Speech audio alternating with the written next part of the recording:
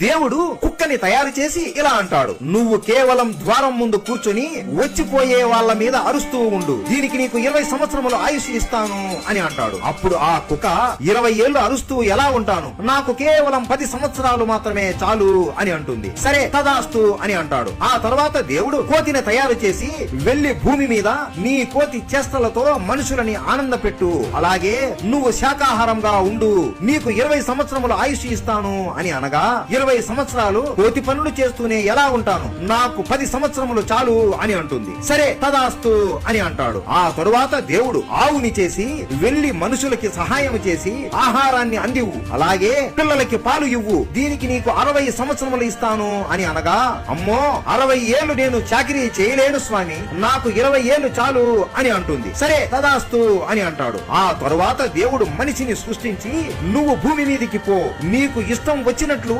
ఆనందంగా బ్రతుకు, తిను తాగు, శృంగారం చెయ్యి, ఏ పని అయినా నీకు ఇష్టం వచ్చినట్లు చేసుకో, దీనికి నీకు 20 సంవత్సరములు ఆయుష్ ఇస్తాను అని అనగా, 20 ఏళ్లేనా, ఇది చాలా తక్కువ స్వామి, నాకు ఆవు వద్దనుకున్న 60 ఏళ్లు, కోతి వద్దనుకున్న 10 ఏళ్లు, కుక్క వద్దనుకున్న 10 ఏళ్లు ఉన్నాయి కదా, అవి కూడా నాకే ఇవ్వండి అని అనగా, దేవుడు నవ్వుకొని, సరే మీ ఇష్టం, కానీ మీరు మొదటి 20 సంవత్సరములు ఆడుకుంటూ సరదాగా గడుపుతారు, తరువాత 40 సంవత్సరములు ఆవులాగా కొట్టి చాకిరీ చేసి కుటుంబం కోసం కష్టపడతారు, ఆ తరువాత 10 ఏళ్లు ముసలవాడిలాగా అయి కోతిలాగా మనవళ్ళు మనవరాళ్ళని ఆడిపిస్తారు, మిగిలిన 10 ఏళ్లు ఒక కుక్కలాగా వచ్చిపోయే వాళ్ళ మీద అరుస్తూ గుణుగుతూ ఉంటారు అని తదాస్తు అని మనిషిని పుట్టిస్తాడు. అలా మన జీవితం మొదలయ్యింది. వీడియో నచ్చినట్లయితే హర హర మహదేవా అని కామెంట్ చేయండి.